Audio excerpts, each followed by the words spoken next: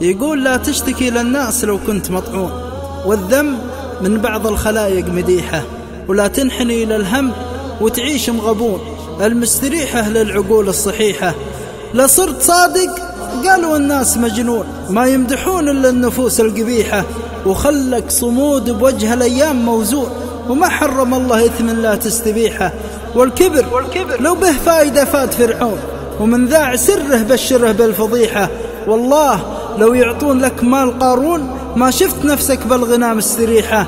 انفض هموم القلب وإبليس ملعون، وانضاق صدرك أرض ربي فسيحة.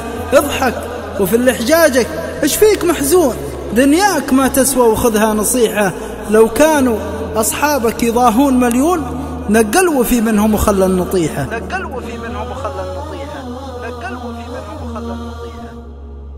إلقاء نواف ابن عبد الرحمن الجهني.